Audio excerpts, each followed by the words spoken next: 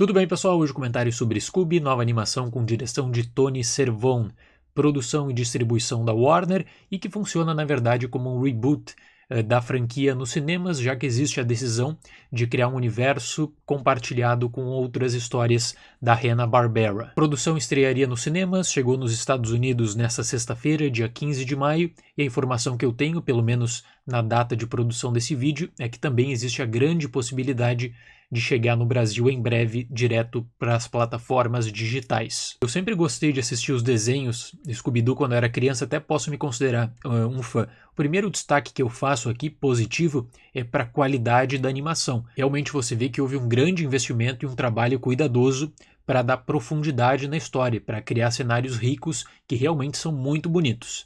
Além disso, dou um destaque positivo também para o trabalho sonoro desse filme. Aqui eu encaminho, claro, para a versão que eu assisti em língua inglesa. A partir disso, alguns problemas. Eu creio que é injusto pensar que essa animação tem como público-alvo apenas as crianças.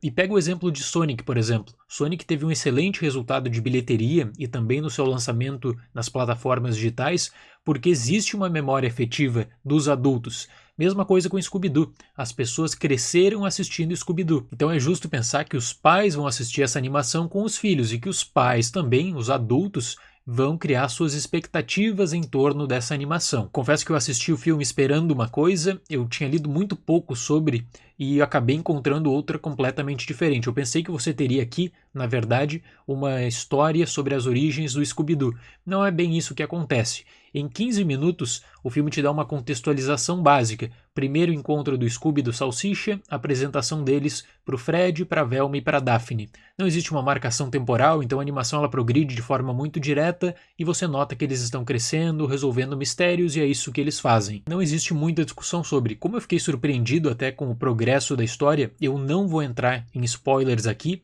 e eu recomendo que você leia o mínimo possível sobre personagens envolvidos nessa produção, porque eu acredito que os produtores reservaram algumas surpresas, que vai causar muita polêmica, que deve dividir os fãs de Scooby-Doo e que também deve causar várias reações negativas a esse filme, é o seguinte: a ideia de universo compartilhado, ela é muito legal, ela é muito boa, só que essa produção, ela te coloca isso goela abaixo. Como eu sou um grande fã dos estúdios Hanna-Barbera, eu fiquei muito feliz ao notar personagens que eu cresci assistindo nos desenhos, participando dessa produção até certo momento. Depois começa a ficar cansativo, depois começa a ficar estranho, porque não tem a ver com Scooby-Doo. E aí, com mais ou menos 1 hora de rodagem, eu confesso que eu estava triste com a releitura feita de personagens clássicos, né, e alguns deles são posicionados aqui nesse filme como fundamentais para o desenvolvimento da história que é proposta. E na verdade são reimaginações, são desconstruções de personagens, como a tendência a colocar os personagens do mundo moderno ligados à tecnologia moderna. Essas modificações com certeza não vão agradar os fãs mais puristas dos estúdios Hanna-Barbera, só que são modificações que sem dúvida alguma vieram para ficar e que com certeza retornarão nas próximas produções desse universo compartilhado. O problema de Scooby, dessa animação, qual é? É que você não tem a tradicional história de mistério. Até existe a tentativa de envolver uma trama, de envolver todos esses personagens que são jogados na tela. Existe um grande antagonista que para mim foi uma surpresa. Eu repito, eu não gostei nada da reimaginação desse antagonista. Talvez a culpa seja da memória afetiva. Talvez para as crianças exclusivamente, para quem não tem uma relação com o Scooby-Doo, quem não acompanhou os desenhos, talvez isso funcione. De modo que eu penso que o título que melhor ditaria a qualidade do filme e melhor ditaria o que acontece de fato seria Scooby no universo Hanna-Barbera, já que você tem heróis e vilões aproveitados a todo momento.